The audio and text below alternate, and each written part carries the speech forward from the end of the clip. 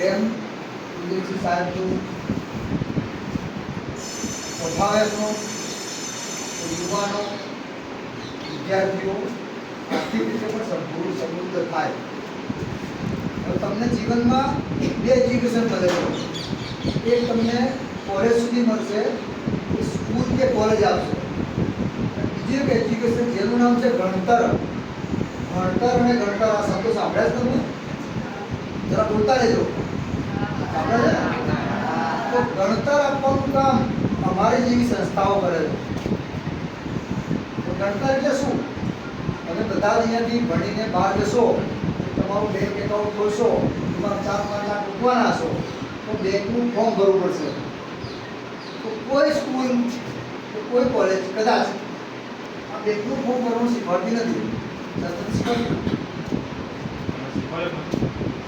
તમે બેંકનું ફોર્મ ખાતું ખોલો તો ફોર્મ ભરતા શીખવાડો સ્કૂલમાં? કોઈ વાંધો નહીં, અમને સિલેબસમાં નથી આવતું. એમાં સ્કૂલનો કોઈ શિક્ષકો વાંધો નથી. આ છોકરાઓ પ્રોજેક્ટ પ્રેઝન્ટેશન કરે છે, એમાં credit card, debit card, ATM કેમ વપરાય, બેંકના ફોર્મ કેમ ભરાય, વાહ, તો તમે એ લોકોના પ્રોજેક્ટ હોય એ રીતે. અને હમણાં 6 તારીખે હમણાં છે ને કઈ તારીખે? 15 તારીખે સરસ. બહુ સરસ. તો તમારા સાહેબ બહુ હોશિયાર છે, મારે પરિબળવું પડશે. અમારી રીતે આવું નતું, અમને ખાલી રેલવે શીખવાડતા.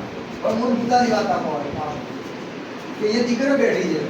કેટલી દીકરીઓ એવી ઈચ્છા છે, દીકરીઓ એવી ઈચ્છા છે કે મારા મમ્મી ને પપ્પાને હું ઓડી ગાડીમાં યાત્રા કરવા લઈ જાઉં. કેટલી દીકરીઓ ઈચ્છા છે? ઉત્સાહ કરો, મમ્મી પપ્પાને લઈ જાઉં. બરોબર. કેટલા દીકરાઓ એવા છે કે અમે સારા પૈસા કમાઈએ, અમારી કંપની ખુલે અને મારા મા બાપ અને મારા ગામના વડીલોને અયોધ્યા યાત્રા કરવા લઈ જાઉં. કેટલા દીકરા ઈચ્છે છે આવું? ઈચ્છા હોય તો મા બાપ લઈ જાઉં યાત્રા કરવા માટે. સરસ. હવે આ બધા માટે શું જોઈએ? આ બધા માટે શું જોઈએ? પૈસા જોઈએ. નોકરીમાં તમને પૈસા આવે, સારા પૈસા આવે, પણ આવા બધા યાત્રા, શોખ, સારું ભણવા માટે, સારું હેલ્થની સર્વિસ લેવા માટે, સારી હોટલમાં જમવા માટે, સારા પ્રવાસન સ્થળ માટે, એટલે હાયર એજ્યુકેશન માટે તમારે વધારે પૈસા જોવું પડે. એના માટે એકમાત્ર રસ્તો છે વ્યાપાર. એટલે હું તમને એ કહેવા આવ્યો છું, એ અમારી જવાબદારી છે. 62 મહિનાથી આ કામ કરી રહ્યા છે. હવે અહીંયા ઘણા બધાને ખબર હશે TEEN. ટીનનો મતલબ શું થાય? TEEN tin. ઓકે. એન્ટરપ્રિનર એટલે શું છે? એ શબ્દ કોને ખ્યાલ છે? એન્ટરપ્રિનર કોઈ વાંધો નહીં. આ બધા શબ્દો નવા આવ્યા છે 5-1 વર્ષથી. સોશિયલ મીડિયા જે વાપરતા છે એમને ખબર હોય. ટીન એન્ટરપ્રિનર જે તમારી જે ઉંમરના છે 15, 16, 17, 18, 19, 20 કોલેજ સુધીના એ બાળકો બિઝનેસ કરવા માગે એટલે ટીન એન્ટરપ્રિનર શબ્દ આવે છે.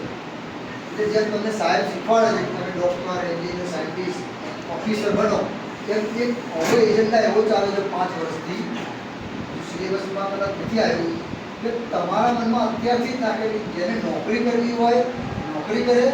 જે બાળકોને કદાચ એવું હોય કે ભાઈ હું ઘણું બધું કરી શકું એમ છું અને વ્યાપાર કરવાની ઈચ્છા હોય તો એ લોકો વ્યાપાર બાજુ પણ વળે. કે કદાચ એવું જરૂરી નથી કે બધા IAS ઓફિસર બનશે.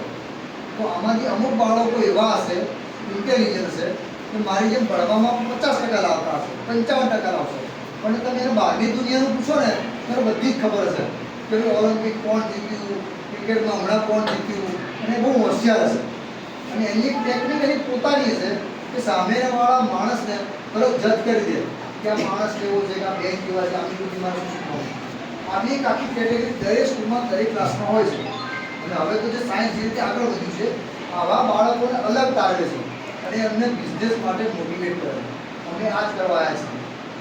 હવે તમે કોઈ વિદેશી, તમે તો હમણાંની વાત કરો છો કે અમને 200 વર્ષ જૂની, 500 વર્ષ જૂની વાત કરો, તો આ સાહેબને બી હું કહું, સાહેબને બી વિનંતી છે કે આની નોંધ લે. તમે બધાએ સાહેબના મમ્મી પપ્પાએ બી અને મેં પણ એક રમત રમી છે જેનું નામ છે વ્યાપાર. તમે બધા વ્યાપાર રમત રમી છે? બોલતા રહેજો.